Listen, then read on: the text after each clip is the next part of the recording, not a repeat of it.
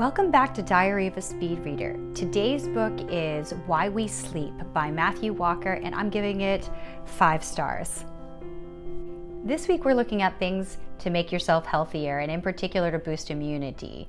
In that regard, sleep is probably one of the most overlooked easy benefits that you can do for literally every type of illness. Sleep is so essential, and it's crazy that we've entered this period of society where sleep deprivation is like a badge of honor that you wear on your shoulder. It's so ridiculous. I'm going to give you 3 of the top reasons why you may want to make sleep a priority. But before we get into that, I just started this YouTube channel. If you're watching on Instagram, you can go to my bio and it'll link through to my YouTube, and I would be so grateful if you'd subscribe. If you're watching on YouTube, it's as easy as clicking that button below. Now let's get into 3 reasons why this book is First has to do with this author's hard work of consolidating a ridiculous number of studies across pretty much every illness, even like the small ones, where lack of sleep is either a confounder or it helps you to heal. Sleep has such amazing power, and it really is demonstrated. The sad counter thing to that is that 30% of Americans are reporting that they don't have enough sleep. They're waking up way before they should, or they're just flat not getting the numbers. The crazy thing about that is that even if they were getting 8 hours of sleep, humans are biphasic, meaning that we are actually meant to be sleeping and napping sometime in the middle of the day. So definitely I am a proponent of bringing back nap time.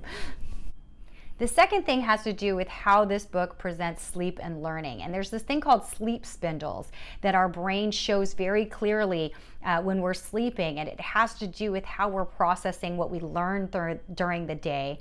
Our ability to create lots of them through the process of sleeping has a direct impact on our ability to learn the next day. And it's just fascinating because we have seen in school children where we push back the start time of school by an hour, in some cases a little bit more, that SAT scores rise in some cases on average by, over 100 points. I think more work needs to be done on this in a society that's increasingly requiring higher levels of education. Now, the third thing I'll mention is that this book does one of the best jobs of describing how caffeine works in the body. Instead of just saying it's a stimulant, it wakes you up, it does talk about the biochemical reaction of what precisely is going on with adenosine. And if you don't know about this, it's the thing that actually makes you sleepy. I probably will not change my habits because I'm fully aware that this is what it's doing in my body, and it's actually the way that I'm using it as relates to jet lag does exactly what I want it to do, but most people are not aware. And in fact, if you're not, especially if you have kids, you want to read this section closely because this lack of sleep on children is a much bigger problem than you think. Overall, I think sleep is such a huge component of a person's life that if you just take a minute to learn about what it is that's actually going on, it can benefit you health-wise so much. Last week during the books on mindfulness, we talked about interoception, which is knowing how your body feels from the inside. I think for a lot of people, this book may just be a eureka as relates to personal health.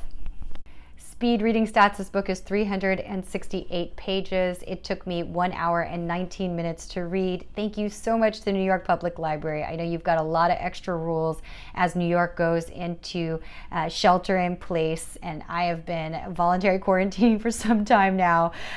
Thank you to everyone for liking, sharing, commenting, and subscribing to my YouTube channel. I appreciate all of you, and I will see you tomorrow.